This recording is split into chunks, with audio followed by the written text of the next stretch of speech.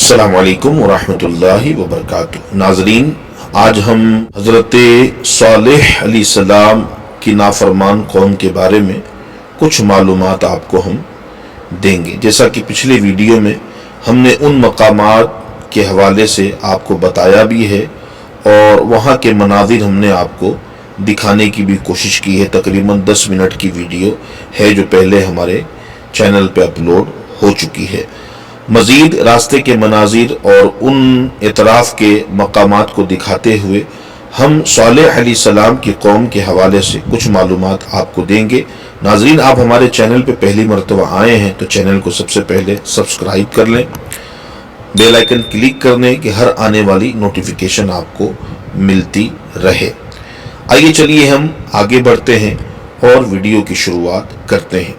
قدیم جزیرت العرب کے شمالی و مغربی علاقے میں واقع وادی القرا اپنی ہریالی و شادابی میں بے مثال ہے۔ اس وادی پر قوم ثمود کی حکمرانی تھی، جبکہ اس کے مد مقابل جنوب مشرقی عرب پر قوم عاد قابض تھی۔ قوم ثمود بھی قوم عاد کی طرح نہایت ہی طاقتور، طویل القامت اور زبردست شان و شوکت کی مالک تھی، اور اسے فن تعمیر بھی کمال حاصل تھا۔ پہاڑوں کو تراش کر انتہائی خوبصورت عمارتیں بنانے کا فن گویا ان پر ختم تھا۔ اس قوم کے دارالحکومت کا نام حجر تھا، جو حجاز مقدس سے شام جانے والے قدیم راستے پر واقع ہے، جس راستے سے اس وقت ہم سفر کر رہے ہیں۔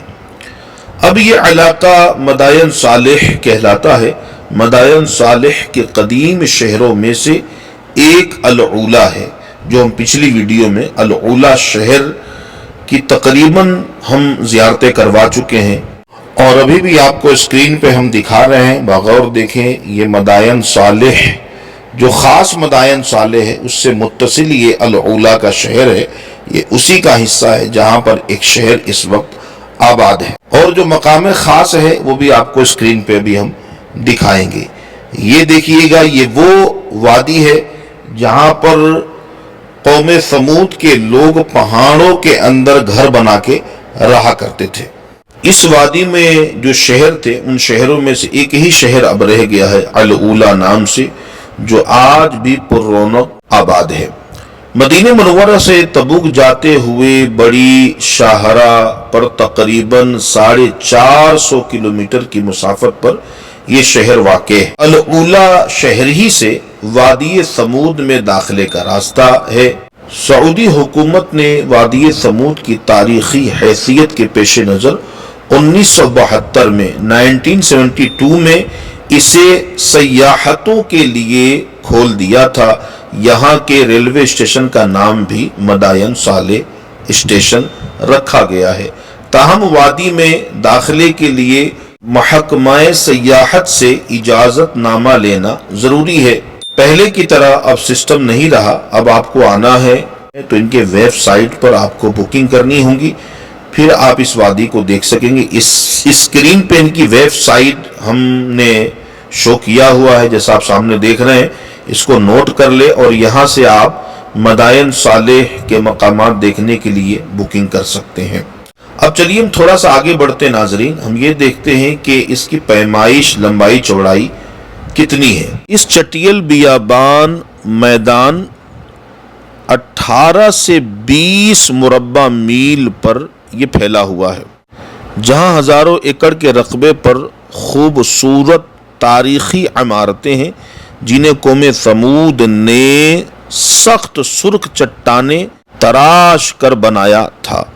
دوسری جانب نرم میدانی علاقوں میں عالی شان مکانات کے کھنڈرات ہیں۔ 1000 سال قبل مسیح کے ان فنکاروں کو دیکھ کر آج کے جدید ترقی یافتہ انسان اور ماہر تعمیرات حیران رہ جاتے ہیں۔ سرخ پہاڑوں کے اندر اس شہر خاموشہ کی ہزاروں تاریخی عمارتوں کی موجودگی یہ بتاتی ہے کہ اس زمانے میں بھی اس شہر کی آبادی 4 سے 5 لاکھ سے کم نہ ہوگی۔ جیسا کہ ان کی بدعمالیوں اور نافرمانیوں کے سبب ایک روز ایک زوردار تیز اور ہولناک آواز کے ذریعے آنن فانن یہ سب ہلاک کر دیے گئے۔ قرآن پاک میں اللہ تبارک و تعالیٰ فرماتا ہے اور قوم ثمود کے ساتھ کیا کیا گیا جو وادی قرہ میں پتھر تراشتے اور گھر بناتے تھے۔ سورۃ الفجر۔ قوم ثمود اپنے عالیشان محلات، سرسبز و شاداب کھیت و کھلیان، خوبصورت مرغزاؤں اور نعمتوں کی فراوانی کے سبب غرور و تکبر اور سرکشی کے نشے میں چور تھے، اور چونکہ تکبر اور کفر کا چولی دامن کا ساتھ ہی تھا، یہ بھی ابلیس کے پیروکار بن گئے۔ حالانکہ کچھ ہی عرصہ پہلے قوم عاد پر قہر الہی کے مناظر ان کے سامنے تھے۔ یہ بھی اپنے ہاتھوں سے تراشے ہوئے پتھر کے خداؤں کی عبادت کیا کرتے تھے۔ ان کے معاشرے سے حق و انصاف بالکل دور ہو چکا تھا۔ یہ حیائی فحاشی انتہا کو پہنچ چکی تھی۔ مقدس انسانی رشتوں کا احترام ختم ہو چکا تھا۔ رقص و سرور، عیش و عشرت، شراب و شباب ان کی زندگی کے لازم جز بن چکے تھے۔ ایسے میں اللہ تعالی نے اس قوم ہی میں سے ایک خدا ترس اور بہت نیک انسان حضرت صالح علیہ السلام کو نبوت کے منصب پر فائز فرمایا۔ قرآن کریم میں ارشاد باری تعالیٰ ہے، اور ہم نے قوم ثمود کی طرف ان کے بھائی صالح علیہ السلام کو بھیجا۔ سورہ اعراف 73۔ دیگر نبیوں کی طرح حضرت صالح علیہ السلام نے بھی اپنی قوم کو راہ راست پر چلانے کی بہت کوشش کی۔ دن رات انہیں سمجھاتے رہے، اے میری قوم، تم اللہ کی عبادت کرو، اس کے سوا تمہارا کوئی معبود نہیں۔ اس نے تم کو پیدا کیا ہے اور آباد کیا ہے، تو اس سے مغفرت مانگو اور اس کے آگے توبہ کرو، بے شک میرا پروردگار نزدیک بھی ہے اور دعا قبول کرنے والا بھی ہے۔ سورہ ہود 61۔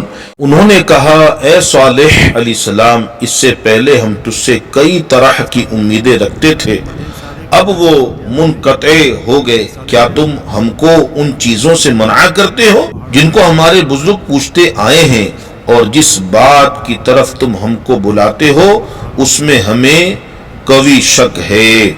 ناظرین، ان مقامات مقدسہ کو فزیکلی دیکھنا چاہتے ہیں تو اسکرین پہ دیے ہوئے نمبر پہ رابطہ کیجیے۔ اس کے آگے کیا ہوا ہم آپ کو اگلی ویڈیو میں بتائیں گے۔ یہ ویڈیو کیسے لگی آپ کو ضرور کمنٹ کے ذریعے سے بتائیے گا، اور ثواب کے نیت سے ویڈیو کو شیئر کیجیے گا۔ بقیہ واقعہ اگلی ویڈیو میں ملاحظہ کریں۔